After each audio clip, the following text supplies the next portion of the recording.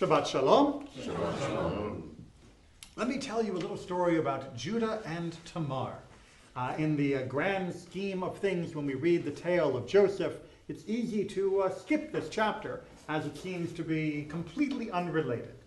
We can talk later, if you'd like, about the literary connections that bind it more tightly to the rest of the narrative, but for the moment, let's just deal with the story itself. So Judah was, of course, one of the sons of Jacob, and he was the one that had the bright idea, rather than simply leaving Joseph in the pit to die, they could sell him instead. Because after all, if you're going to get rid of him, you might as well get a little bit of money on the side.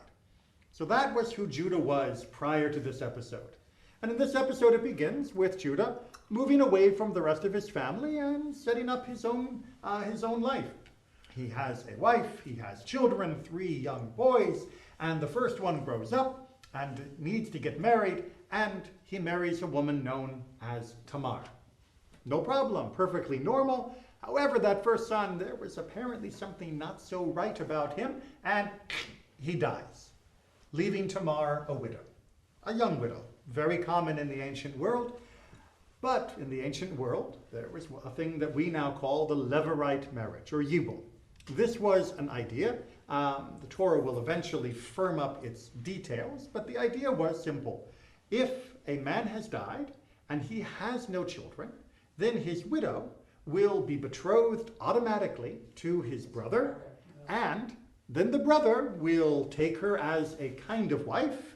They will have a child, and that child will be considered the offspring of the deceased. This is a way to perpetuate the line of the other brother who died without having any children of his own. It's a very nice idea, but it was something that his brother didn't want to do. Now, very practical, of course. If my brother, if his line ends, then when our father dies, the inheritance will only be divided between me and my remaining surviving brother. If there is a grandson that is directly through that line, then there is a very high likelihood that the grandson is going to inherit my brother's portion, and that means I will get less. So he went through, quite literally, the motions with Tamar, but when it came time to propagate, he found a way to remove himself at the last moment, and you can fill in the blanks for yourself. Pull back. And so she did not conceive. And he dies too. God is very unhappy about this behavior, so he goes the same way as his older brother, which means everyone's now looking at Tamar as the Black Widow, because she has gone through 2 boys, well, young men, in this family, and there's a third waiting in the wings. Now, because she still has not had a child, it means that he is automatically betrothed to her according to the laws of Levirate marriage. But he is underage, so she can't marry him yet, and so her father-in-law, Judah, says, just wait. Well, she's waiting not as a widow, but she's waiting as an espoused wife, which means that she can't get married to anyone else. She can't even get a divorce necessarily from this underage youth. And so she is trapped in this relationship because of this principle. And when the young lad grows up, his father, Judah, says, you know, his 2 older brothers died with this woman. I'm not so sure I want her to be with him. So he just did nothing. He did not say, okay, now is the time for the wedding. He didn't say, now is the time for the consummation. He just tried to ignore it, which of course means that Tamar is left in perpetual limbo.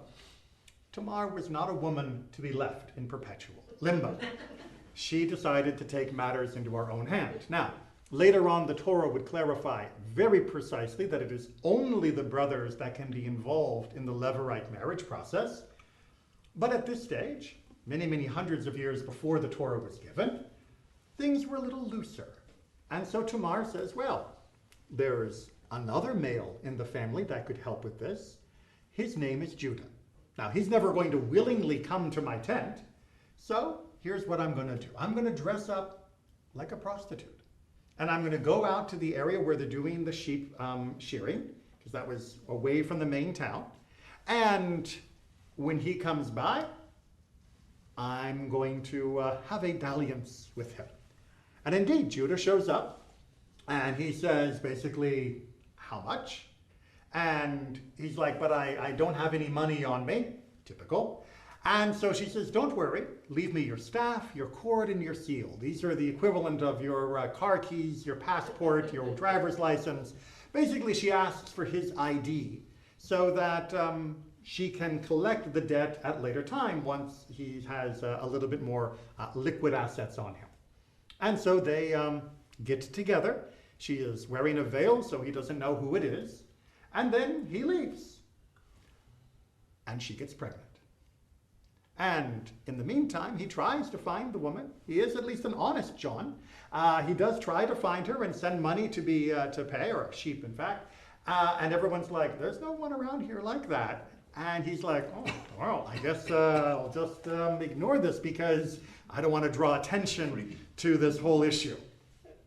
But then Tamar starts showing. Now, what does everyone else in the family and village think? She's with someone else. She's been with someone else, which is adultery.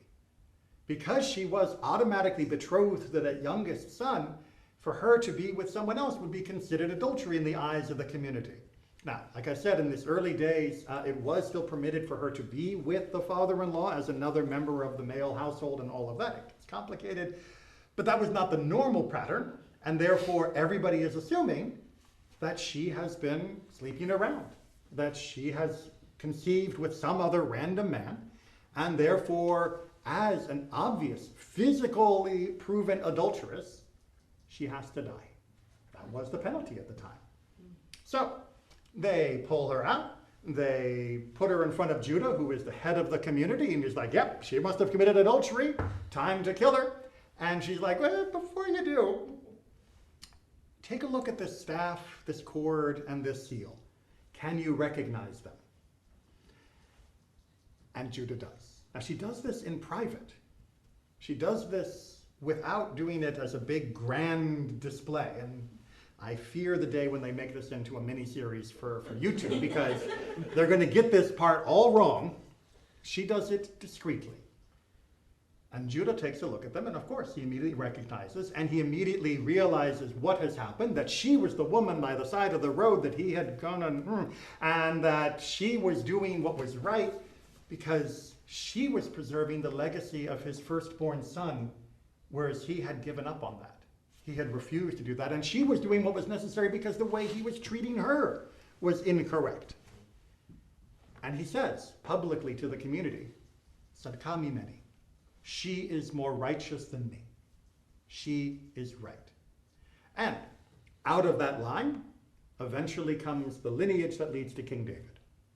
But more importantly, it was Judah's ability to recognize, she's right.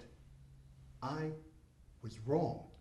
And to do so publicly is a watershed moment for his life and a watershed moment for our people. Because remember, Judah was the guy who was selling his brother into slavery only a chapter ago. He was the guy who was willing to leave her stuck in limbo because he was sort of a little bit worried about all of this and a little almost superstitious. But now, he is somebody that is willing to admit to his mistakes.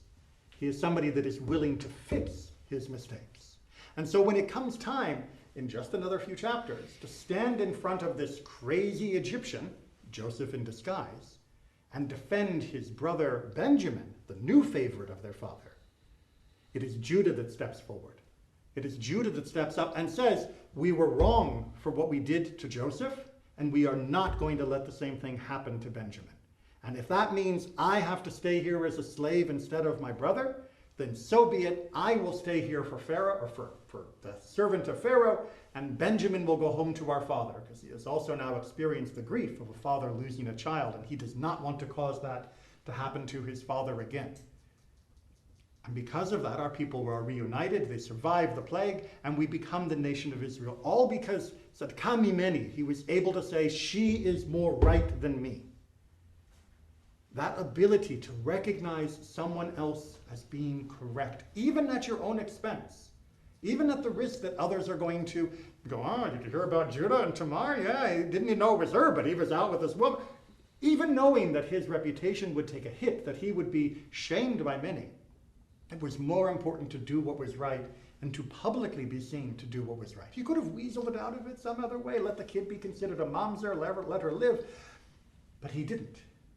He stepped up. And stepping up to admit a mistake is the most powerful thing that we can do, and is the most transformative thing we can do. And it is upon that basis that our entire nation survived at this point, and again throughout the Torah and throughout the rest of the Tanakh. It has been the fact that we were willing to change, to acknowledge our errors, to find a better way, that has allowed us to persist. Tzadka mimeni, she is more right than me. No more powerful words can we possibly utter to admit our mistake and to seek to fix it. Judah becomes the sire of kings for precisely that reason. Not because of his strength of arms, not because of his amazing mythical powers. This is not Perseus or Heracles or any of those. This is simply a man that is willing to admit his mistakes and make it right. That is where our strength lies. Shabbat Shalom.